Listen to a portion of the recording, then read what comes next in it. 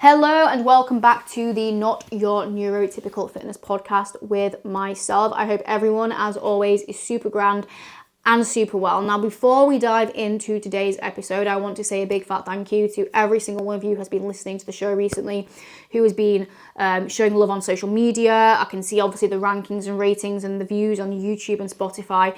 Every single person who has listened, it means the world. But there are people who are listening who haven't just liked it, subscribed, followed, and I know I hate it when I hear people say it on podcasts and YouTube. I'm like, shut up. But it really does mean the world. So please, before you carry on listening to today, it would mean an absolute lot for you to go and do that. Just hit that follow, leave the review, leave a comment. I can't explain how much it helps. It helps a lot, all right?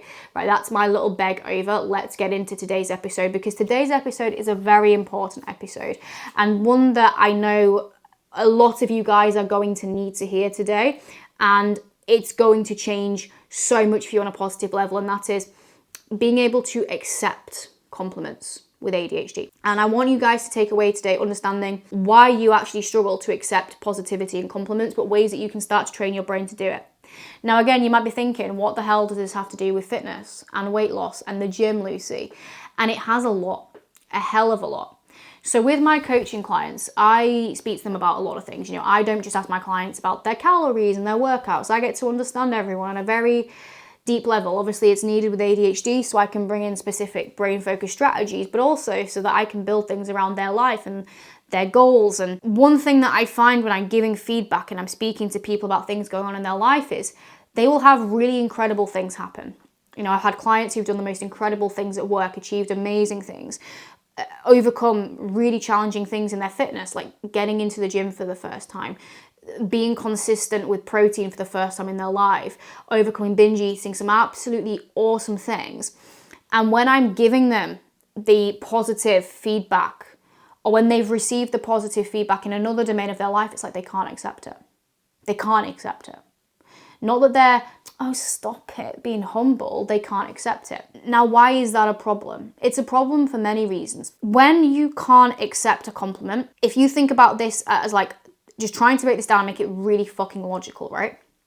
If your brain is rejecting a compliment, it's basically rejecting that thing as a truth, right? So like if I was to say to you, let's imagine that you are a woman, and I go, you're a man. And you're like, no, I'm not. And your brain's like, well, no, you're not a man, so that makes no sense. It's just rejecting the truth that it believes, right? If you live in America, and I'm like, you live in Africa, you'd be like, no, I don't. What are you on about? Because it's not true. So when we receive a positive compliment about ourselves, something that we've done well, some credit, your brain is just doing the exact same thing. It's going, that's not true. And so it rejects it. Now, why is that a problem? If we are not accepting it as a truth, it means that we believe the opposite. It means that we don't believe we're good enough. It means that we don't believe we're capable. It means that it's a fluke. We don't actually trust ourselves. And the beliefs that we have about ourselves shape our actions. Beliefs shape thoughts and thoughts and feelings shape actions or inaction. So when it comes to health and fitness, if you don't believe that you are capable, you are not going to show up. You are going to quit when things get hard. If you don't believe that you are good enough to overcome binge eating, or you have the capacity to break the binge restrict cycle because you're a failure, because you're this, you're that, the other, that is going to manifest at some point. You are going to give up when things get hard. You are going to see more negative information on social media, which is like, well, no, you've got ADHD, you're broken, ADHD, binge eating, you can't be consistent if you've got ADHD. You will just see all that. You'll be magnetized to it because you are magnetized to what you believe to be true. So it impacts what you see, it impacts what you feel, and ultimately it impacts your results. So now are you starting to get the, oh shit, as to why being able to accept compliments is important? It's not about vanity. It isn't about being big-headed. It's about that confirming your beliefs about yourself, and your beliefs about yourself shaping your future and creating a life that you want. And when I say a life, I don't just mean fitness, you know? The beliefs about ourselves, yeah, I want you to lose weight. Yeah, I want you to be fit. Yeah, I want you to eat all the protein. Of course I do. But I also want you to be happy. I want you to be successful. So today I'm going to dive into a little bit more as to the actual sciencey, psychology stuff around why with an ADHD brain you struggle to receive compliments, and what you can do about it. What the fudge you can do about it to actually start to overcome it.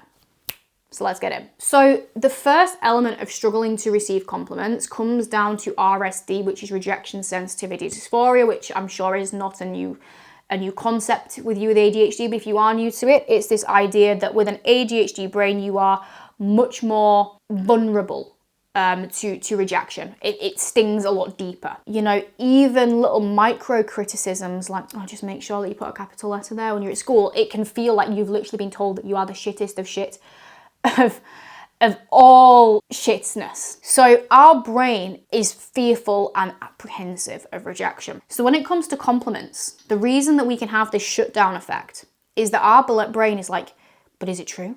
Do they actually mean it? If I've done good, does this mean I could fail? Like all these worries about perceived rejection as to whether, you know, the compliment was true or what could happen in the future start to kick in.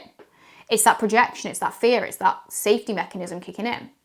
And that's why it feels so uncomfortable to an extent to accept the compliment, because it's that rejection sensitivity dysphoria showing its ugly face. So that's one of the reasons. But probably the biggest one is the inner narrative, the inner belief of who you are as a person. So there is this idea of something in psychology called self-schema mismatch, which is the idea when you believe something about yourself and your identity and something is presented, which is the opposite, which is what I was talking about earlier. They don't fit. The brain just goes, nope, nope. I'm rejecting that. And that then creates discomfort because there's a mismatch. And if you think about wearing the wrong socks or the wrong shoes, probably the better one, because I think you can actually wear, do socks have a left and a right? I don't know. But shoes is a good one. You put on the wrong shoes, it feels uncomfortable because there's a mismatch, right? It's like, And that's why when someone's saying, oh, that was really good, you're like, feels that like uncomfortableness to accept it. Now, why do so many people with ADHD then have this in a narrative? Like, why do we have this in a critic? Why are we? So a lot, especially older adults who have been late diagnosed with ADHD, have spent their entire life not feeling understood, not feeling different. So they just feel like they're broken. You know, they've been told that they're just lazy. They've been told that they're just forgetful. They've been told that they don't put enough effort in, or that they rush things, or that they're too much, or not enough. And all of these things that create these really not so positive inner narratives, because you've been living with ADHD without realizing in a neurotypical world and just been getting all these comments and criticisms that you just obviously make it believe it's, you know, it's me, I'm the problem, hey me, I'm the problem, it's me. Like that's what happens. And even if you have grown up knowing you have ADHD, you probably grew up knowing you were different. You know, it's only really now that people are speaking about ADHD, and you know, my hope and one of the reasons I do the work I do is that it just is. It's just a part of who some people are in society. The same that some people are religious, some people have different colour skin, some people have, you know, like different football teams. It's just, that's just it. But I remember growing up myself and I didn't know much about ADHD and there was stigma. I remember when I heard the word ADHD, I'd be like, oh, they're just clearly misbehaved. Ooh, that's what I thought. And that were the narratives that I grew up with.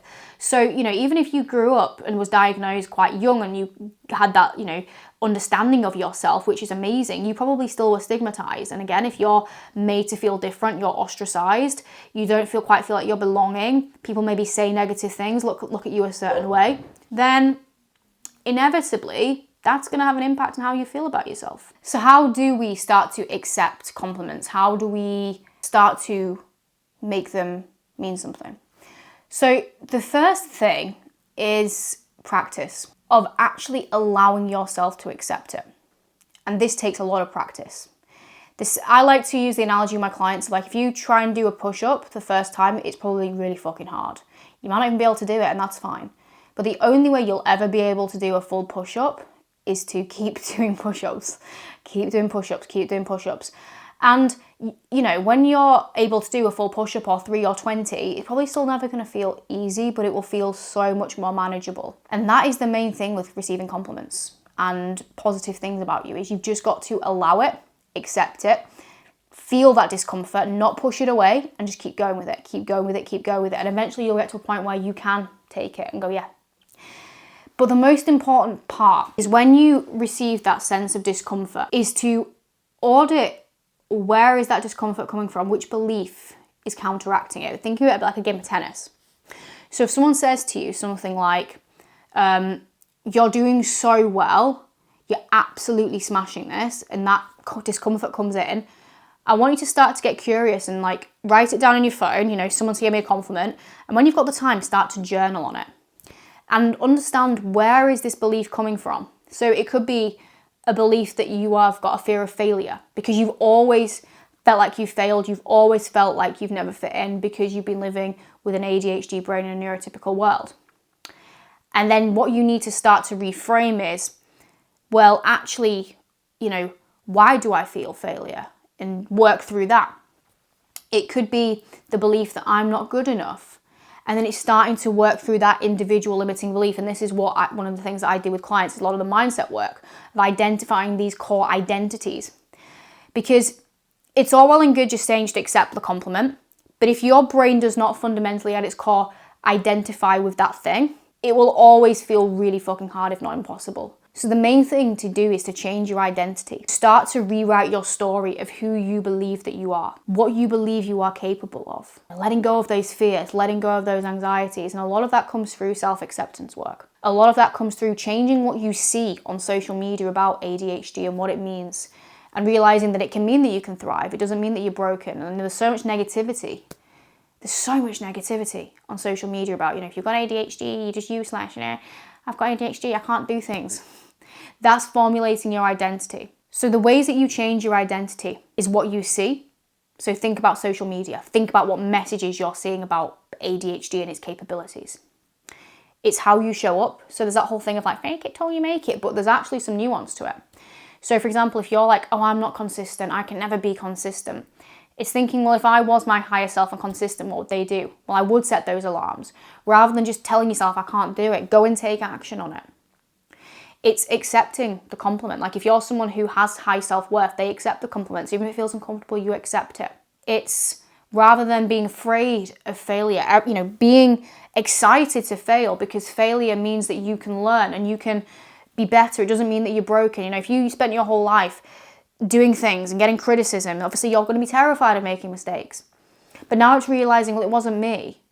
It was just how my brain is wired. And actually now starting to see mistakes as self-development opportunities. It's all about that recreating of identity. But I'm going to just leave you with this, because I know it can feel a little bit wishy-washy, this mindset stuff, and honestly, I'm the least, you know, mindset journal, meditate, rest, you'll ever meet. Like, I don't have the capacity for it. I've got ADHD, for Christ's sake. I want to be cracking on with life.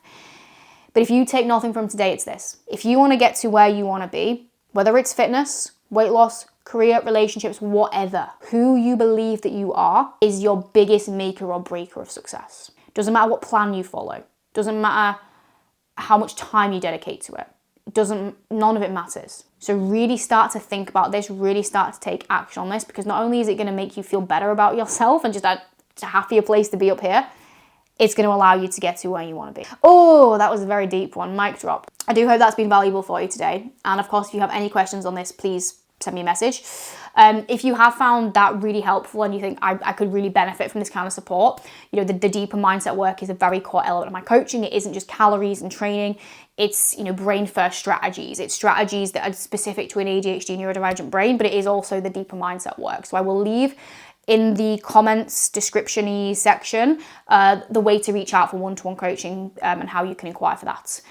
But I will see you on the next episode. Thank you for listening as always, and have an absolutely awesome rest of your day, my beautiful people.